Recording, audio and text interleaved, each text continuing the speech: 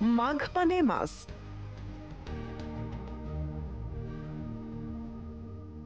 মাছৰ বজাৰত উখল মাখল উজনি নামনি।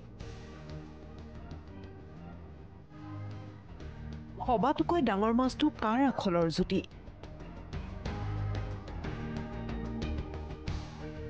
তেলাল আৰি ভকুৱা ৰৌ নে চিতলৰ কলঠি?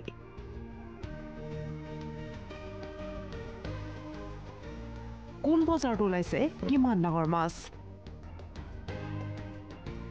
আজি উৰুকা ৰাজ্যৰ বিভিন্ন প্ৰান্তৰ বজাৰত দেখা গৈছে গ্ৰাহকৰ উখল মাখল পৰিৱেশ। বিশেষকৈ মাছৰ বজাৰত লাগিছে উঠপ থপ। কোনে কিমান ডাঙৰ মাছ কিনিব তাৰে যেন চলিছে এক অঘোষিত প্ৰতিযোগিতা। যোৰহাটত 25 কেজিৰ চিতল,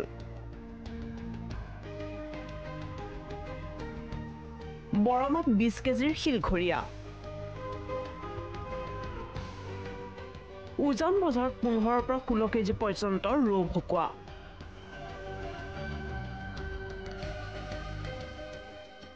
মাজুলীত ওলাইছে 20,000 টকাৰ বৰালি। মুঠতে কোনে কি খাব? পুৱতি নিশাৰ পৰা লোকে লোকাৰণ্য হৈ পৰিছে মাছৰ বজাৰ।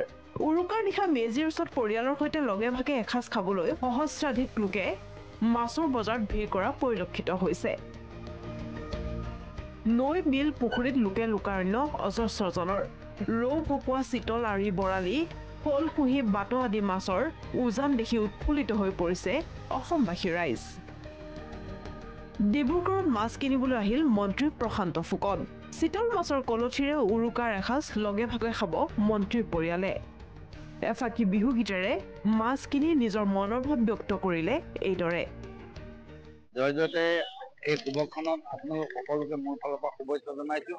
আজি ভোগালী বিহুৰ উপলক্ষে সমগ্ৰ ডিব্ৰুগড়বাসী, অসমবাসী, দেশবাসীক মোৰ ফালৰ পৰা বিশেষভাৱে মই শুভেচ্ছা জ্ঞাপন কৰিছোঁ। অ কলি যৌৱন দৈ মাৰক কবি গৈ পাতত লগে পালে জোঁৱাই বুলিবলৈ মেখেলা পিন্ধিলে লাগে বুঢ়ী বুঢ়ী লাগে বুঢ়ী বুঢ়ী সৰক চিলাই লবি ডিজাইন চুটি কৰি। ইফালে মন্ত্ৰী যোগেন মোহনেও বিহুৰ শুভেচ্ছা দিলে ৰাজ্যবাসীক। সমাগত ভোগালী বিহুৰ কাৰণে আজি অসমবাসীক ভোগালীৰ ওলগ জনালোঁ। লগতে আমাৰ চৰাইদেউ জিলাৰ মৰাণ সকলো অঞ্চলৰ ৰাইজক ভোগালীৰ ওলগ জনাই লগতে এইবাৰ ভোগালীৰ উত্তাপে, মেজিৰ উত্তাপে আমাৰ মাজত থকা অসূয়া অপ্ৰীতি এইবিলাক দূৰ কৰক। সমান্তৰালকৈ ৰাজ্যৰ প্ৰতিখন বজাৰত লোকে লোকাৰণ্য পৰিৱেশ।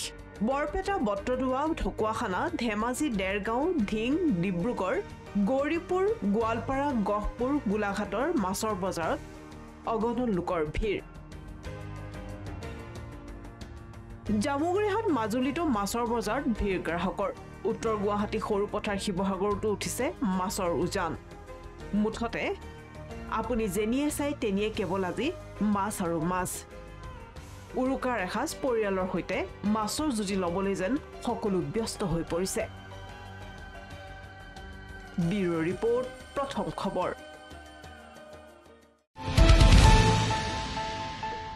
अन्नपूर्णा काव घी देश के हर एक खाने को लजीज बनाता है।